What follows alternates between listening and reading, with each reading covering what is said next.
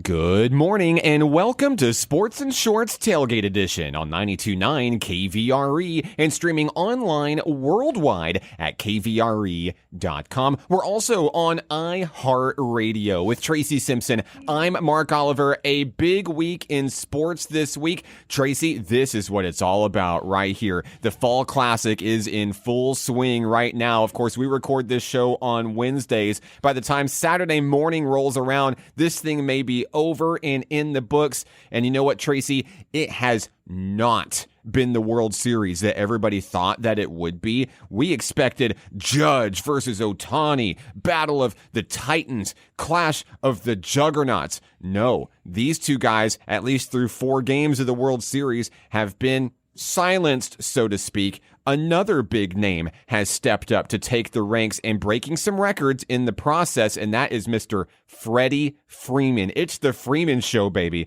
A 2-run home run early in Game 4. Freeman becomes the first player ever to homer in 6 consecutive World Series games, and I think it's really impressive. It goes back to his 2021 World Series where the Braves defeated the Houston Astros. They did. I had to go back you and Google saying it. That one, don't I went you? back and Googled it just to make sure that nothing changed. But talk about Freddie Freeman, Tracy, and the way that he has stepped up for L.A.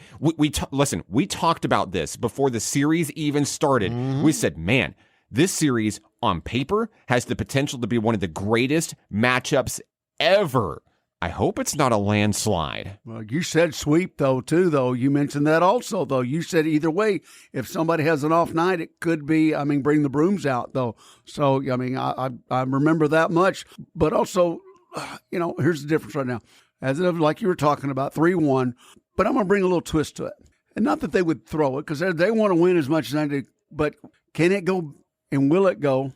The Dodgers want to win it in front of their home crowd. Of course they do. Well, here's the thing. Game 5 in the Bronx, Garrett Cole is on the mound for the Yankees. Now, let's go back to Game 1. Yes. Garrett Cole on the mound for the Yankees. And hey, was it not for a historic long ball to end the game?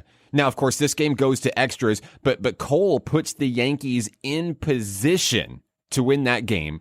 And, of course, the Yankees look like they're going to win Game 1, going into the bottom of the 10th inning. And then Freddie Freeman comes to town, does something. And I love this. I think I was talking with Keena before we came in here to start recording. Okay. I think there are 3 different instances in just the first 4 games of this series where something has been done that has never been done before in the game. And it's on the biggest stage. It's in the World Series. How about a walk-off grand slam to win Game 1 by who else? Freddie Freeman. This guy's story is absolutely incredible. He sprains his ankle. Sprains it back. In late September. Right. He misses the last 3 games of the regular season. He is practically invisible in the NLDS and the NLCS. He has 1 RBI in the postseason leading up to the World Series. 1. That's it. Dave Roberts actually doesn't even play Freeman in the NLCS finale. He gets a little bit of extra time off, and they're trying to heal that ankle still because, let's face it, coming into the World Series, not 100%. And even still at this point, his stats may not reflect it. Still not really 100% on that ankle, let's face it. But on the biggest stage in the game, he delivers a performance of a lifetime. No one has ever hit a walk-off grand slam in the World Series before, put his name in the record books. And of course, we talked about it after Game 4. Now it's 6 consecutive games, going back even to a previous World Series where he's homered in 6 consecutive games. Guess what? Only MLB player to ever do that. And listen, the Yankees stave off elimination. They have a big Game 4 win. They win it 11-4. They give the Bronx Bombers a glimmer of hope late in this one. And I'll be honest with you, I'm cheering for the Dodgers in this one.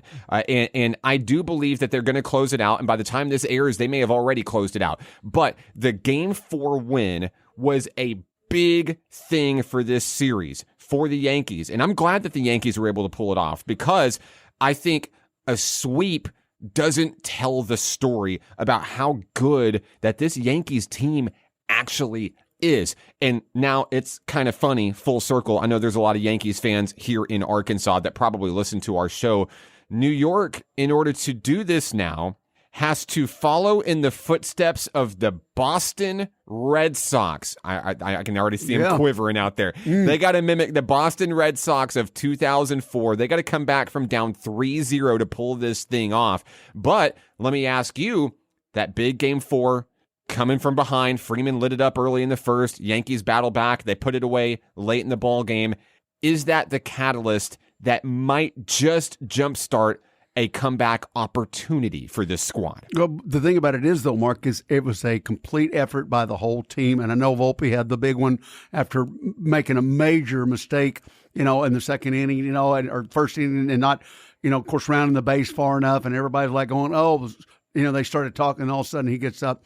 A New York City boy slams, a salami, and now he's back on top once again. But not just with that, 7 combined different pitchers, okay?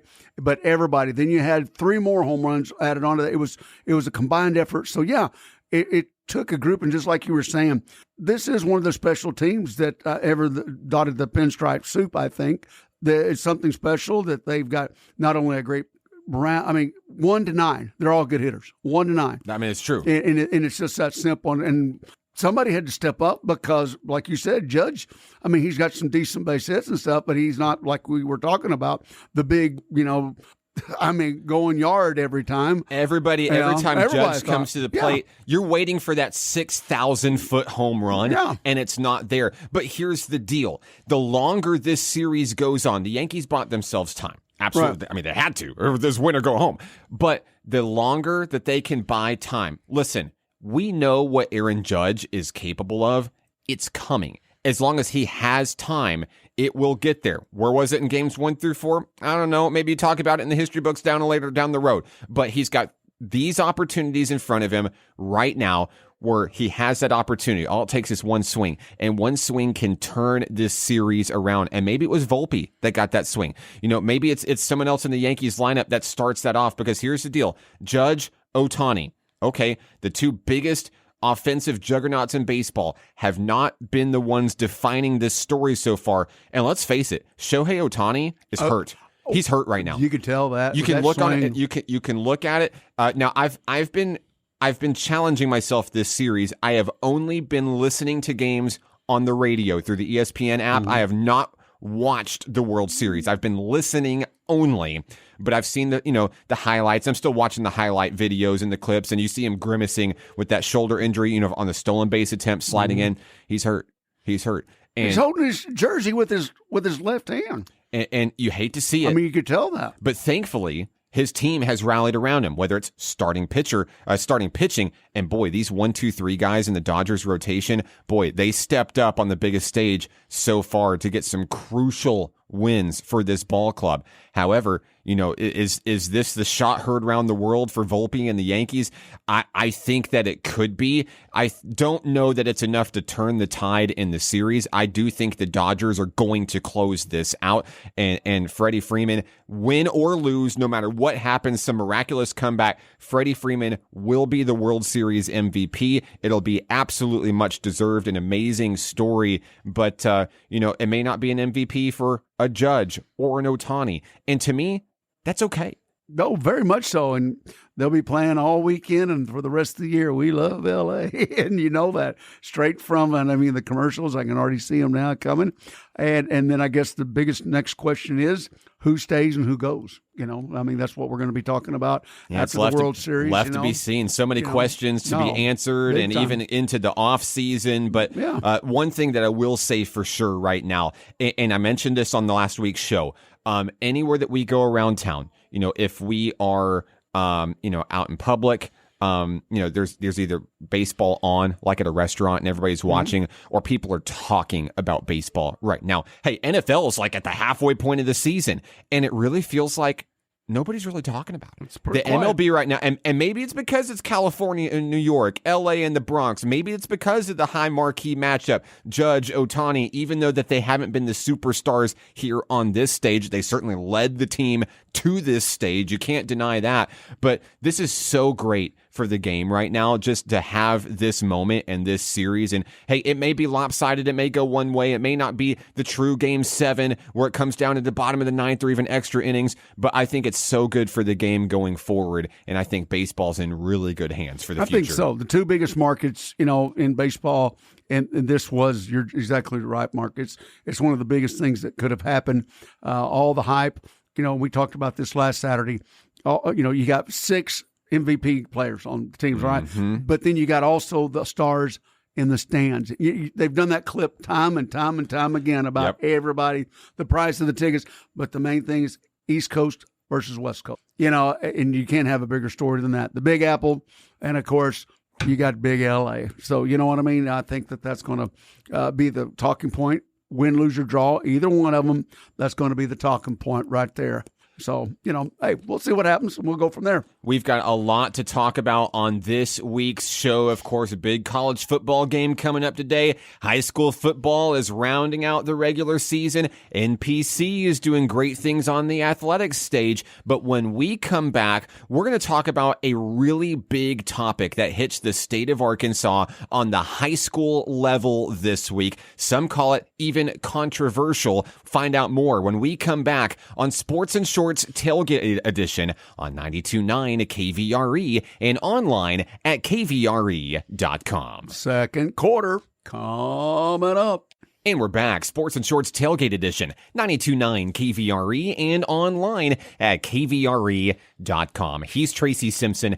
I'm Mark Oliver. Our next topic covers high school sports here in the state of Arkansas, where Tracy, I know you've already heard about this one. This week, an executive committee from the Arkansas High School Coaches Association informed the AAA Board of Directors that the annual high school all-star games will be discontinued going forward. The committee's decision cites declining participation from both athletes and coaches in recent years.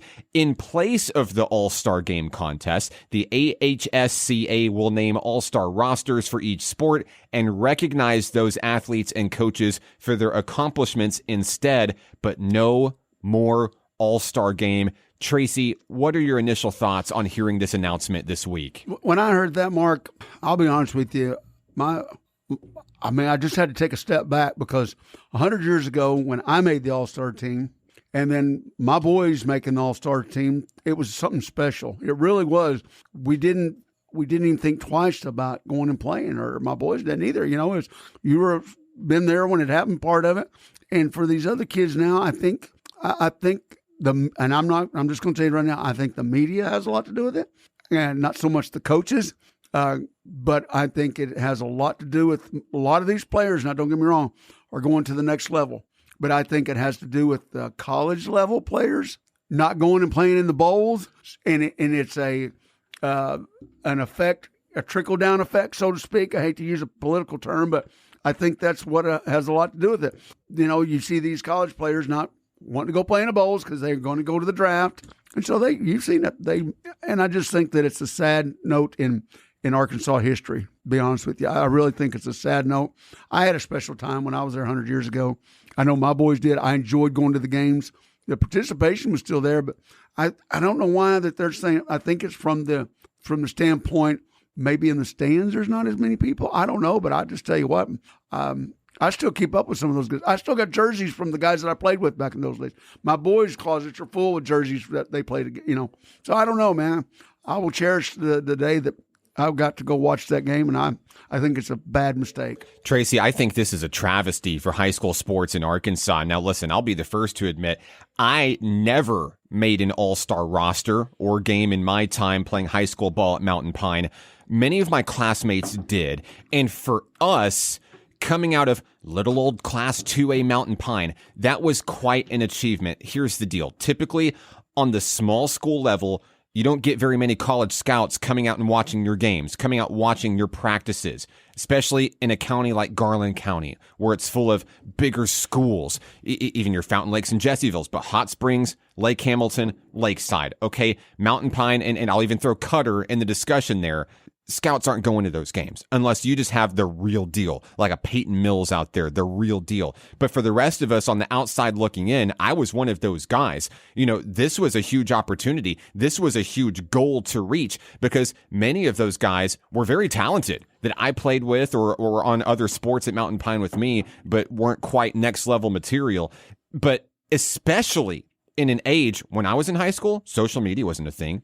People barely had cell phones. The internet was not as popular as it is now. So being identified and celebrated as an all-star was a really big deal because that means people had to come and find you and look at you and watch you because there weren't message boards. There weren't Facebook and Twitter that you could just go and watch highlight video clips of, or YouTube. YouTube didn't even exist, I don't think, when I was in high school. So, but anyway. Well, no, I'm agreeing with you, Mark, because the media, that's what I'm telling you, the media. You're right. And absolutely. They had to really put the work in. So if you were named an all-star, oh my goodness, it was a really big deal. And listen, while social media is a critical tool for getting your name and ability out there, now one thing has not changed. No matter if it's my era, your era, or even the era of the kids in high school right now, the all-star game is your best chance to be seen in one place with the best of the best, with a chance to get that scout or get that coach to lay eyes on you. At the very least,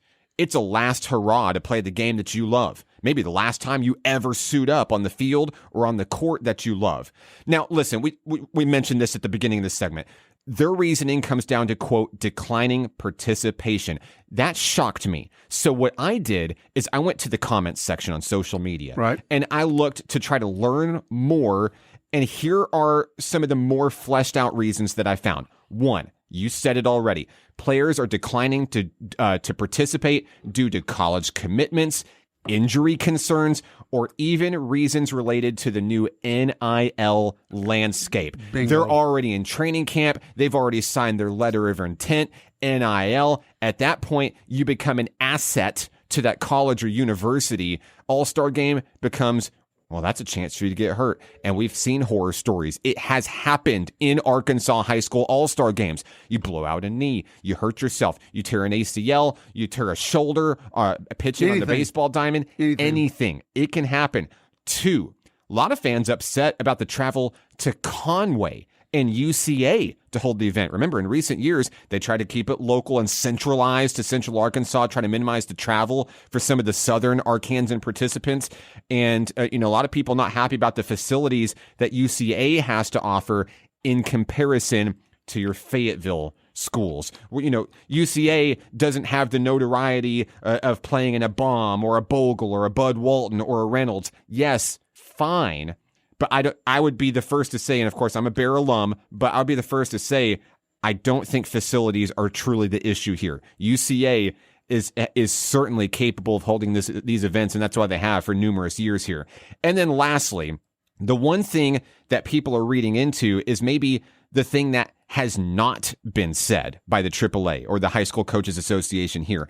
Does declining participation equate to declining revenue? Money. It's all money, Mark. They will never say it. I'm it telling will you. never be in that press release. Well, but is it there? Is it between the lines? Hey, Yes. listen, we can only speculate. But I will say that I hope that being a lack of a moneymaker is not the silent driving force for this decision. Yeah, they forgot all about the kids and the camaraderie. Because I'm going to tell you right now, when my boys and I saw the other ones, seeing them play at the next level, of course, and a lot of these kids, you're right, are suiting up for the last time. But a lot of them also are going to the next level, okay? And now I've seen through either the GAC or the Southland Conference or whatever, I've seen my boys at the next level see guys that they saw the one time. They probably weren't even in the same conference or something, and they got to meet these other guys that were at that all-star game. Many of them become roommates in college. Hello, Ethan, my son. Yes. That's exactly right. Dardanelle and Fountain Lake. Yes. And then they became roommates at Henderson. Okay, so you're exactly right. But I want the camaraderie, they're forgetting about the kids. It's not a money maker. And you know what? I say shame on you, AAA. Not only for the scheduling that you guys have got for all the games, which we want to get into, that's going to be another subject there. But for them not to think that this is not for the kids, you're way off track, and I say shame on you. If yellow guys are out there, we're going to leave the website to AAA or the email. I hope that y'all all contact them, and we're even going to leave, the guy's name. It is a board, I know. It went through a board vote. But there's one guy over there, Mark, that's leading the rah-rah, so to speak, and it's all about, you're right, it's numbers. It's numbers, Mark, and I want to say shame on you. So what can be done about this? For now, as of this instant, this moment, maybe nothing. Maybe nothing. However, this year's group of seniors is going to unfortunately be left out of a really cool and meaningful opportunity. But in the future, yes, the AHSCA and the AAA can always bring it back. Because if they don't, I wouldn't be surprised if a third-party entity steps up to take the reins on something like this. Here's the deal. Go look at these social media posts. AAA sent out their press release, Facebook, Instagram, X, or Twitter. Go look at them. I challenge you. Go look at them. The majority of the comments are very negative. They're very against this decision. And even big names in Arkansas sports are chiming in. Rex Nelson calls it the end of an era. Boy, it sure is. Arkansas sports historian Leland Barclay says that similar all-star events in neighboring Oklahoma are thriving Big right time. now. Texas, thriving. Huge. This narrative that declining participation, and I see some comments out there, this is not just an Arkansas thing, this is nationwide. People are dropping off in numbers, or equating it to like the NFL All-Star game, which is meaningless, period. This is not apples to apples. But I think it's important to, maybe you can't change anything, but I think it's important that if you care about this topic, listen, I know it's a comment on social media, but I guarantee they're watching. I guarantee they're reading those comments. They may not respond back. They might not clap back, but I guarantee they're reading it. I think it's important to let your thoughts be known on this topic, because while things may go into hibernation for now, I strongly believe that there are people in this state who will step up, who will do the right thing, to do right by these kids, to preserve what these games are and what they mean to our student athletes. And hey, here's the deal. We talked about the UCA thing, okay? I love UCA. But here's the deal.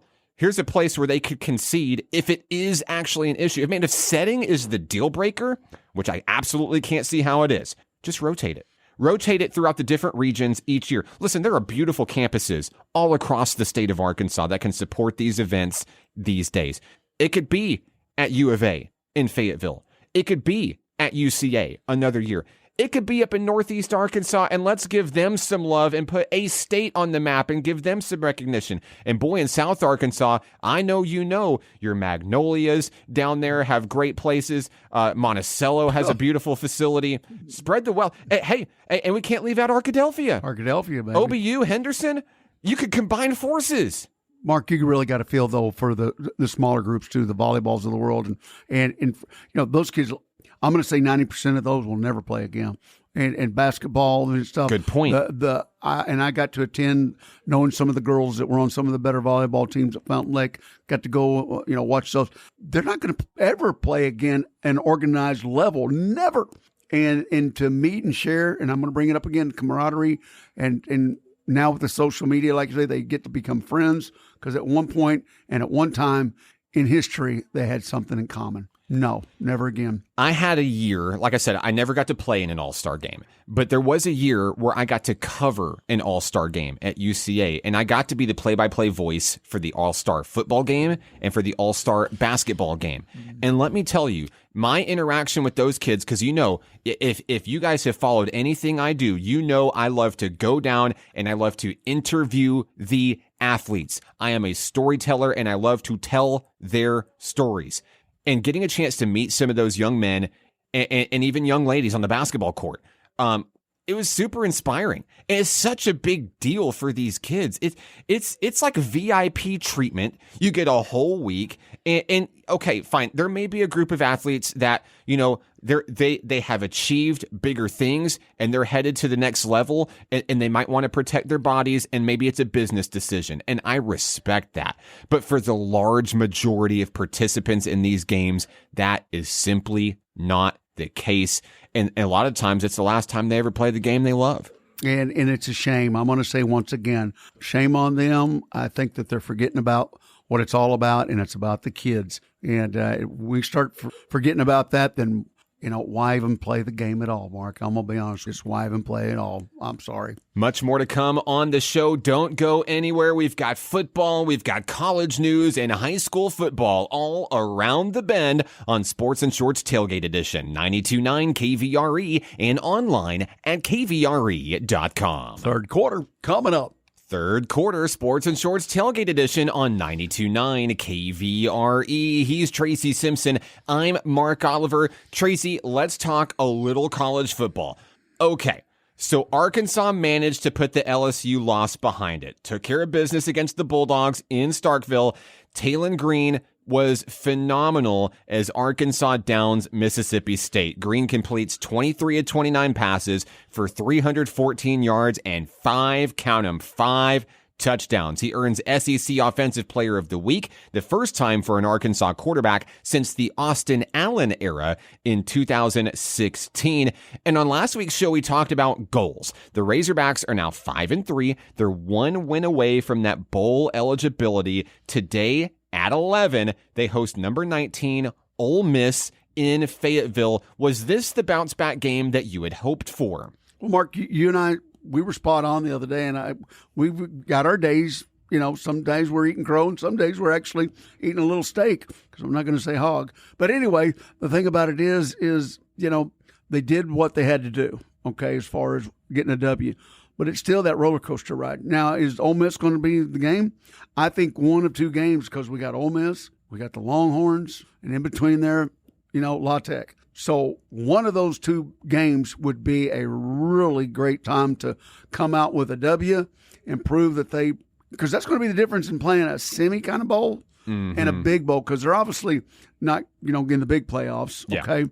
Yeah. They're out of that. But the caliber of bowl that they're going to be playing, you know, everybody wants to be around that New Year's Day area, you know, that area. Yes. So, and also, you heard me say it here last week, especially if they'd have lost to Mississippi State, this could be very challenging for somebody to get a new contract or even a contract at all. If he loses both of those, it's a 50-50. He loses to Louisiana Tech, that's going to be a whole nother ball game. But I think one of two of these games coming out, especially Ole Miss, where you've got a lot of players on the team right now that are from Mississippi, and vice versa. You got connections with Lane Kiffin. Right. And you got Ole Miss players that are from Arkansas. So this is huge. We don't necessarily have to go to Texas all the time to get players. Mississippi's got quite a few of them. And so I'm looking on the back burner there, Mark. I think that a win with Ole Miss could be down the lane, something where you're going to get some better players, that kind of deal, some 3 and 4 and 5 stars. I'm not putting a big emphasis on the star level, but some different players, you know, to where we don't have to go to the Texases of the world and do a lot of, you know, road work down there to try to get some players. But you know as well as I do, this game right here, I think, could be pivotal, not only in our coaches' positioning at Arkansas, but also bowl and also players. Ole Miss boasts an elite defense. They're a 6.5-point favorite in this one. In an interview this week, Lane Kiffin was clear on what worries him headed into this matchup, and that's a young man by the name of Taylen Green. The Razorback quarterback has improved as a passer over the past 3 weeks, even in some of the ugliest of moments for Arkansas. He's completed 72% of his passes, 820 yards, 6 touchdowns, and 2 interceptions. Okay, a lot of inflation coming from Mississippi State, let's be honest, but he's always a threat to bolt downfield. If given the opportunity, he's the number 2 rushing quarterback in the nation right now. And Tracy, no matter who you beat, I don't care who it is, if it's a Pine Bluff or it's a Mississippi State, winning is a confidence builder. And Arkansas's best way to maybe apologize to its fan base for that LSU game at home is to come back home and put on a performance that fans can cheer for. How did they get it done today? Well, obviously, we talked about it last week. We got to have a rushing we've got to have. And I'll be honest with you, Jackson being out still, I'm pretty sure that they're not going to bring him back. But Russell had a good game. And, of course, can't say enough about Green. The other running back had a really good game when we needed him. You got two diversifications there. You got a slasher, and then you got somebody that can just, take you on at any level. And by the way, on a little side note, I like when he faked the hammy. After going 77 yards, You know what I'm saying? But that's the thing you do. You fake the hammy because you don't want to tell anybody you ran out of gas. That's right. But if you go back and watch film, it's just as simple. And you know they're going to. The Texas A&Ms of the world, the LSUs of the world, and somewhat, although they've depleted now, the Oklahoma State, what they did was kept Green in the pocket. They didn't get him anywhere to go. They didn't let him release downfield. And that D-line for Ole Miss is pretty good. I'll be honest with you. Defense has got to step up this week. If they don't step up, they will pick us apart because their running backs, they're average. They're okay. They're still gaining about 5.5 yards a carry. But they're going to double down, on defensive line. How they let him go last week, I don't know. He had 3 sacks, But for once, they've got to really step up the offensive line because if Green can't get out of the pocket, if they don't let him roll out, then we're in for a long, long day. I promise you that. 11 a.m. kickoff for Razorbacks and Ole Miss in Fayetteville. Let's switch gears, Tracy. We've got to extend a big congratulations to National Park College and their men and women's soccer programs for winning the respective NJCAA Region 2 championships. For the Nighthawk women, it's their second consecutive banner. They got it done with solid defense, holding UA Cossatot to a 1-1 draw. Sophomore Alondra Limon lit up the scoreboard early, and even though the Nighthawks allowed a late goal in the second half, they halted the Colts when it mattered the most, forcing the draw and earning the title when you consider the goal differential from Game 1, where NPC defeated the Colts 3-0 back in September. Congratulations to the Nighthawk women. Now they await their Central District Championship opponent, where NPC will travel to Missouri in early November in the same position it was last year, 1 win away from reaching the national tournament in Huntsville, Alabama. Mark, do you think Coach Corey, and I know he's already making a statement. We already know that, all right? Obviously, this is going to bring other players in. You know what I mean? This has got to not only improve the standard of game at NPC, but you know what? Just what he's done this little bit of time with this much improvement. The sky's the limit now, don't you think? He's obviously improved both the men's and the women's side. Here's the deal. If I'm a prospective collegiate women's soccer player, Coach Corey Irvine is the coach I want to play for, and here's why. A lot of local soccer here in the KVRE listening area, for one, so you don't have to go too far from home. 2, this is a squad that dealt with so much injury adversity this year. It was almost unfair, just the way that fate kind of just laid its hand on this team. But the way that this team stepped up in the face of that, low numbers. They started the majority of their games this season down 1 girl. You play with 11 on the field. They played most of their games with 10 with 0 subs. This is a team right now that's playing with 11 with 0 subs. Heading into the postseason, 1 win away from going to nationals for the first time in program history. You have 2 options here, and Coach Corey talked about it in an interview with the Sentinel Record this week. Mentality. And this is a team that could have very easily waved the white flag. We're done. Listen, we did all we could do. Wasn't our year. We'll try again next year, whatever. No, this is a team that stood up with its back against the wall, kept fighting, and still achieved its goal, winning the Region 2 championship. They wanted to get back. Unfinished business. They were here last year. 1 win away from nationals. They fell short in the end. This year, the team that they're likely to play against, it may change, but the team that they're likely to play against, St. Charles Community College, Nighthawks have already played them once this year, had them tied at halftime, fell away late in the second half. That was a winnable match, and NPC knows that, and they're wanting to go out and get to the biggest stage. They've got Alabama circled on the calendar. They're ready to go. They're not thinking, well, we might get it. They're already planning hotels. They're going into this thing confident and ready to win. Well, you got to have it that way. That's what you do in any kind of sports. You got to have that edge right there where you think you're going to get the W and lead on to it from a professional standpoint. But also, we're going to back up a little bit. I couldn't express it any better than what you guys did earlier this week, speaking over at the Hot Springs National Park Rotary Club. You and Rich Thompson talking about what it does for the program and what it does for the kids. And so the kids know exactly, it's not the end after 2 years. They could, junior college is right there, or Division IIs or Division I. So, hey, they want to get the W not only to prove that they're the champions, but also maybe to get to the next level. And y'all expressed that earlier this week, and I think it's a proven point that's what's making everything grow. And I think Coach Corey knows that too. And I think that they know what's going to happen if they come back with that W. Got to also tip your hat to Coach Corey Irvine and his assistant, Jake Watts. These guys are leading 2 collegiate programs. Not a lot of colleges ask people to do that, but on the junior college level, it is kind of common to see that. It's also difficult to lead both squads to Region 2 championships. That is exactly what they did this year. The men have their 3rd consecutive title. They made it look easy against UA Cossatot last Saturday, 2-0, clean sheet win. This is a red-hot Nighthawk men's soccer team right now. 4 consecutive, very strong offensive performances. You want to be rolling on all cylinders into the playoffs, and that is exactly where they are. They're still awaiting their opponent, but what they do know is that they'll be traveling up to East Central Illinois area, and it looks like Parkland College is likely the host of the tournament there, and NPC, once again, on the men's side, back exactly where it was a year ago, where they fell in the district semifinals. The men have to win 2 games to go to nationals, where the women only need 1. But the men, Tracy, last year's team was the best team in program history by far.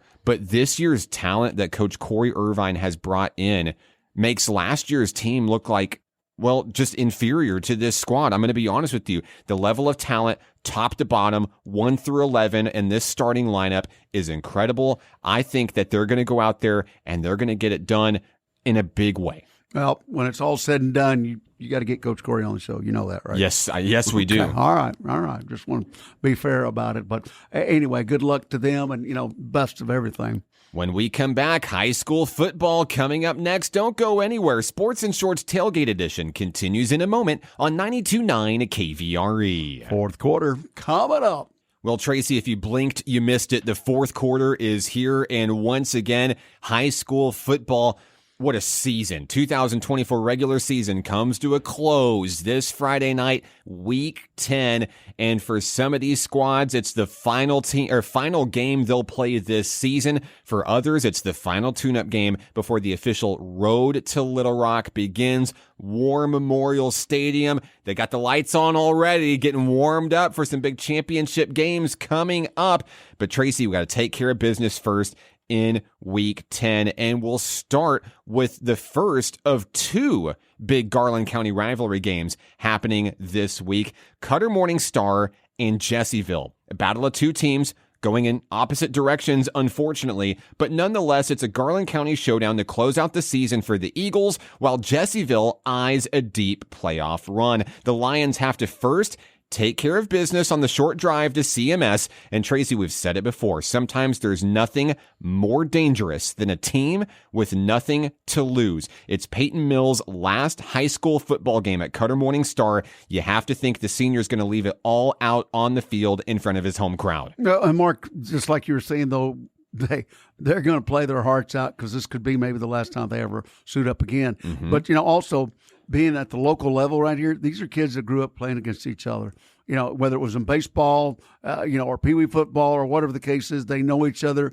It's just down the road. And so they're not going to back off anyway whatsoever. But also Jessieville needing a W to get in that really good seeding. It's going to be a tough game, but either or, we, hope the best for both teams. What a bounce back year for Coach TJ Burke and the Jessieville Lions. An incredible year. I know they stumbled with that game at Glen Rose, and maybe Glen Rose was more than what we thought the Beavers might be, and even more than what Coach Keener thought the Beavers might be, but still a phenomenal year for Jessieville. And of course, they've got a big goal of going deep in the playoffs. And this is a team that I think is going to stun some people, whether it's on the road and having to travel for some big games, or maybe if they can turn things around and get a home playoff game as well. I think that the Lions have put themselves in a good position with a balanced attack to make some noise here in the postseason. No doubt about that. I think so. Obviously, a lot of we talk about this too, Mark, all the time. So many good teams in this region. Yes. It's amazing. And I know the Northwest brags about a lot of their stuff, but just in this region right here, in this little Tri-Lakes area, the Diamond Lakes, so many good teams. And I said this at the very beginning of the year, and I'm going to stick to it right now. We're going to see a champion come out from this region somewhere. I do believe that. We're going to see some. I'm not sure which team it is. You know, we may not give enough credit to the Bismarck Lions or whatever the case is after that huge win. Boy, and let's pause for a moment and let's give some credit to the Bismarck Lions. They take down a behemoth in the Prescott Curly Wolves. Bismarck now sitting on top of Class 3A, number 1 in the state in pretty much every poll that I saw. Yeah. That was incredible. Congrats to Coach Keithley and the Lions on, man, listen, I remember it was not too long ago. It feels like more recent than not that this team was struggling to win a football game. Boy, how they've turned things around. How many games we called down there? And they've changed the press box, by the way, Mark. Well, thankfully. Thankfully. But the field's been changed, too. There's no more soaking sod over there in the southeast part of the stadium. But just congratulations to them. And, hey, how about the father-son, love it, playing like that? That's something special that they'll have stories for years. But, hey, a lot of credit going to the Lions down there. You mentioned a state champion maybe coming out of this region. Maybe it's one of these two teams in a big game on Friday night. Hot Springs, Lakeside, the Week 10 rivalry. Now, it may not have as much juice as we thought originally going in. Tracy, what happened here? Troy was rolling, looking like it was going to head toward that number 3 playoff seed in the 5A South, and then they got tripped up on the road by the winless Texarkana Razorbacks. Don't get me wrong, Troy is still headed to the postseason, but in a tough match against the Rams, Coach Burnett's Trojans may limp into the playoffs instead of storm in with some momentum. Well, injury bug once again, Mark. And they've got several key players over there. There's just not, hey, week 10, week 11, everybody's playing hurt right now. I'll be honest with you. Everybody's got dings up. But here's the deal. They've got to fill in some shoes right now with some B players and such, and that's just what's happened. They went down there. Road trips can always just that trip you up. And but this one, once again, whether it's Jesseville and Cutter or Lake Hamilton and Lakeside or Lakeside and in Hot Springs High, these kids grew up playing against each other. So throw the records out the window, Mark. Just hope the best for both teams. And, of course, you couldn't have asked for much more out of Lakeside this year. Big win against Lake Hamilton to start it, proving that last year's win was no fluke. Coach Rock has these guys defying expectations at every turn. They appear to be a solid contender to make a deep run this postseason. Yeah, they won't get as much seed as they wanted to. Of course, a little bit lackluster. But, hey, Halloween was Halloween, but now we're into the real nitty-gritty of the bunch of it. And they know that they want home field advantage. And that's just that simple. And at the high school ranks, home field means everything. And I'll be honest with you, the fans come out and traveling, going to a playoff game, it's one and done, man. One and done. So, hey, Mark, somebody around here, somebody's going to do it, I'm telling you. Mountain Pine at Mount Ida, the Red Devils' playoff hopes are dwindling, and it appears that Mountain Pine may miss the playoffs altogether this year. The team struggled with illness in a critical game at Mountainburg, falling at a heartbreaker late. Mount Ida's turned out to be a very solid football team this season, despite losing pretty much all of its seniors. Even giving Conway Christian a run for its money. They lost by only 1 point to the Eagles. That's a big deal. Huge. Huge. That's a huge deal. Lion Country will be a tough place to get a win this Friday night. No, I think that they are going to rebound nicely. Like you said, man, they're competitive every edge. A few plays here or there, and they're in most of the games. But they may be resurging right now, and the best of luck to them, because I think right now that game right there, even though they lost, was one of the biggest games ever. Lake Hamilton, Russellville, the home stretch of the regular season has not been kind to the Wolves. Losing at Greenwood is one thing, but being shut out by Mountain Home at home stings considerably. The good news is that Russellville is exactly the kind of matchup that you need right now in order to right the ship before the playoffs. When you get to the postseason, you just said it. Anything can happen on any given Friday night, but first, the Wolves must take care of business. Well, then that's just it. Cyclone's a little lackluster this year, but right now, position. You want to get to where, you can get that W and move on. And it is just that, that if you make it down the line, you're going to have to come back once again and play obviously those big teams that, you've already played at one time or another.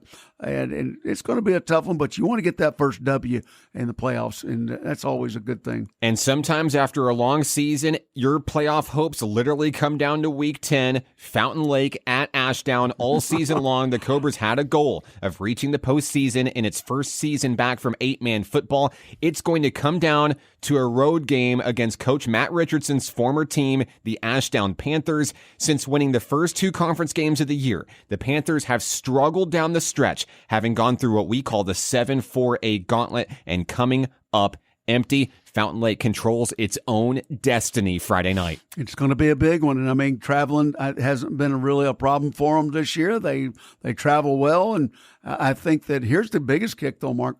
They're healthy. Mm-hmm. They haven't been that way all year long. But we saw what happened at Genoa. We saw what happened in a losing effort even at Malvern. And we know what happened this last week. And so, look, here's the biggest kick right now. Being healthy can turn the tide, and also maybe a little chip on their shoulder going back to some familiar stomping grounds for their new coach. I think it's a big W, and I think they're off to the playoffs. That would be such a big story, big comeback story for Fountain Lake to pull it off. Best of luck, safe travels, not only to the Cobras, but to all teams playing this Friday night. Tracy, it has been a great week in sports this week. Of course, we didn't mention the NFL this week. Couple shows that we haven't mentioned the NFL, but the divisional races are starting to kind of develop a little bit here. Mm-hmm. And who's a team that may be surprising you at this point in the season? Well, I'll be honest with you. I was, we were on Pittsburgh, Baltimore's bandwagon the other day till Cleveland slipped them up. I'll be honest with you. Pittsburgh looking really good over resurging Wilson. Did I just say that? But also, this is an interesting division.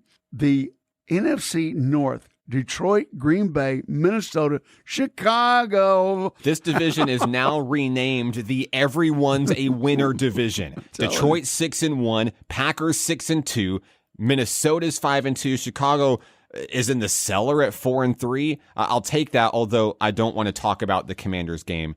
Don't ask me about that. But hey, the Commanders, surprisingly to me, are a really good football team. Is this real life? Their rookie quarterback is real. You're the stats guy, but I'm going to give you a stat.